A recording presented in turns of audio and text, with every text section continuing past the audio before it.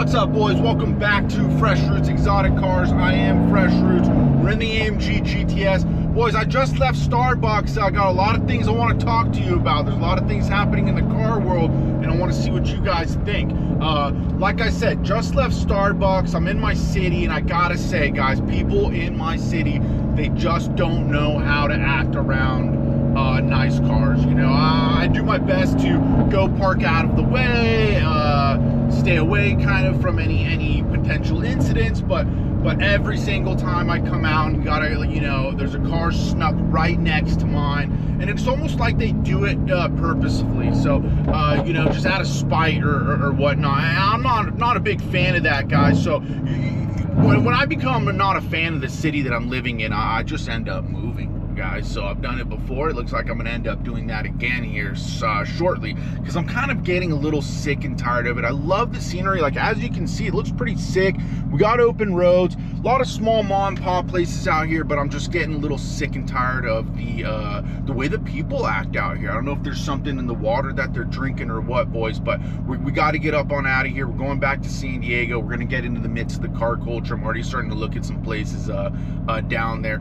If you're wondering why I'm not going to go out to LA or OC, it's because I've been spending some time out there in LA and OC lately, and I'm sick of it out there as well, guys. LA is become very treacherous and dangerous, and OC has just become extremely conservative.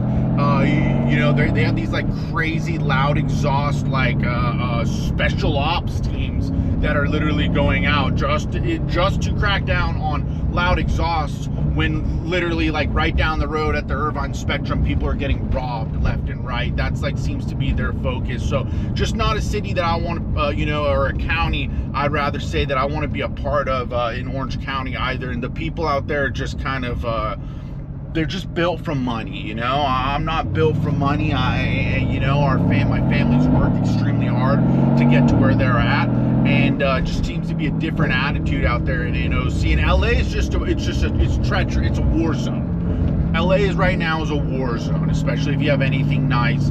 Good luck enjoying it out in LA. It's falling apart day by day. It seems like San Diego's keeping it together.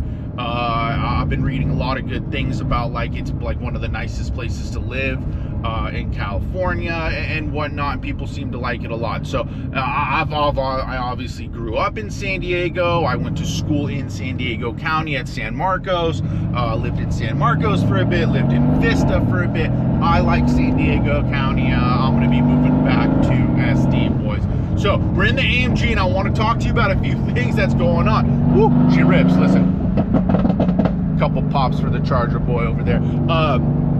Check it out, guys. We got a couple things going on in the car world. First things first is Mercedes beat the record on around the ring. I think they got 129 something, so they beat the 130 mark. What do you guys think? How will Porsche respond? I don't think McLaren really cares, but I think Porsche's going to respond with something. So look forward to seeing that, and let me know what you guys think on that. Next, I wanted to talk to you guys about the new McLaren that was released today. There were some spy photos, or some leaked photos rather, that were leaked yesterday, but today the official photos came out. And guys, I gotta be 100% honest with you. Not a fan. I'm not a fan of the W1 from McLaren. I mean, it's got like Pagani doors, which is like in its own are very cool for a Pagani. Not feeling it on a McLaren. I don't know how to feel about that. Again, it might be something that grows on me. When I first saw the 720S, I didn't know how to feel about it. I didn't really like it, but it did grow on me. But I gotta be honest with you guys, it's not looking very appealing for me, and it seems like the car culture is kind of responding as well, not necessarily feeling it as much as I am as well. So I don't know. Let me know what you guys think. It kind of looks like a Lycan in a C8 Corvette. I gotta be honest, that's what some other people have been saying, and I agree. It literally kind of looks like a Lycan Hypersport and a C8 Corvette. So that's a little weird. Not sure how I feel about it quite yet, except for my first reaction was I'm not really feeling it. Not feeling the doors, wasn't really feeling the steering wheel.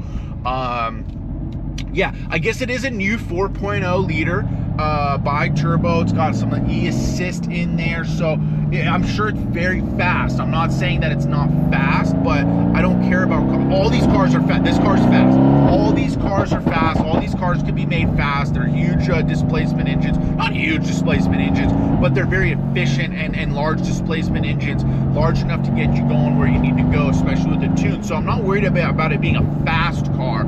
I was more worried about or not worried. I was more curious about the looks, and I'm not feeling the looks, guys. So that's number 2 thing that I wanted to talk to you guys about. Number 3, as we'll get a little pull right here. We'll get a little pull for the flower guy. You know, nothing crazy. Make sure we got nobody around. Let's get a little pull.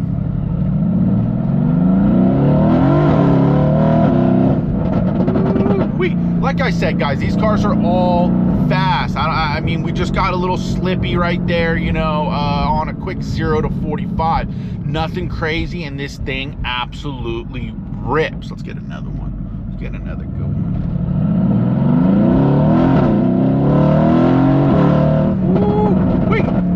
Yeah, so it absolutely rips. I love this car. I love what this build has really come together. It's had no major hiccups, guys. This build has had no major hiccups.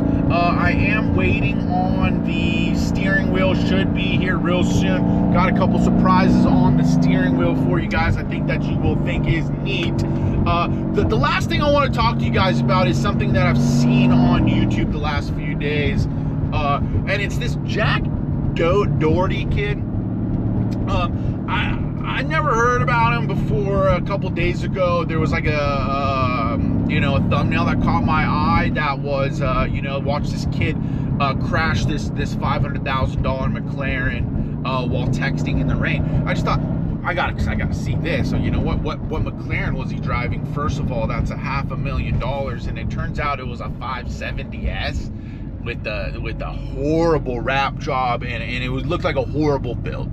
Quite frankly, I'm just going to be honest with you. I did not like the build, so I clicked on it, and lo and behold, yes, it's a 570S with a terrible exhaust, terrible build, just a monstrosity of a car. And it's this kiddo driving, and he's getting filmed, and it's raining, and he's continuously looking down on his phone. It's literally a downpour, and he's continuously looking. I mean, dozens upon dozens upon dozens of time, one after the other, he's looking down at his phone while it's raining, and he's also saying and talking about crashing the car, like, oh man, we're almost gonna drive, oh, we're gonna crash, oh, I just had a vision of we slammed into the back of that truck. It was just extremely odd behavior. It seemed ignorant behavior. It seemed like this kid should not be behind the wheels of should not be behind the wheel of a McLaren. Quite frankly, if you've ever driven a McLaren, and I'm glad it was a 570S, you know, with only 570 horsepower. I owned a 12C. They come stock with a little over 600 horsepower, and they're nothing to joke around in, guys. These are extremely high performance vehicles. They have options on them if it's raining to hit it into winter mode, and it's going to reduce the power to a point where it's safe. If you're not aware of these features and you're kind of just going out there ripping them in track mode in the rain, it's putting yourself, your passenger, and every other car around you in danger. And it gives I guess the car culture and supercar culture and exotic car culture a bad name. That's not what we do. It's not what we do. Just like the guys that do those street takeovers and stuff, that's not us. We don't do that. We have organized events. We do car shows. We go to the racetrack. Of course, we have a little fun with our cars when there's an open road and nobody around, and we understand what our cars can do. But from what I saw, there was none of that. It was simply this guy was trying to go out there and crash the car. And there was also another clip that I saw of him talking to somebody else, and the guy on the phone was like, yeah, so you wanted to sell this car, well, now insurance is going to pay you all the amount for it. I hope they don't. I hope insurance doesn't pay a dime for this, because it was absolute it was 100% his fault. It was ignorance on his fault, and it's almost like he caused the crash. He did. He absolutely, in my opinion, he absolutely 100% caused the crash.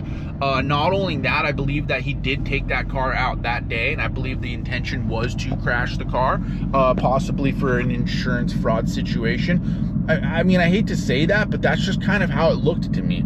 It seemed like he went out there for one of two reasons: either just to crash the car and get an insurance check out of it, or to crash the car for views, which is extremely dangerous, extremely ignorant, and not something I would ever condone. I don't think anybody in the exotic car culture would condone something like that, and that's exactly what I saw this kid do. So 2 thumbs down for that kiddo. I heard that his kick was demonetized or taken down, and I hope that continues to be the case.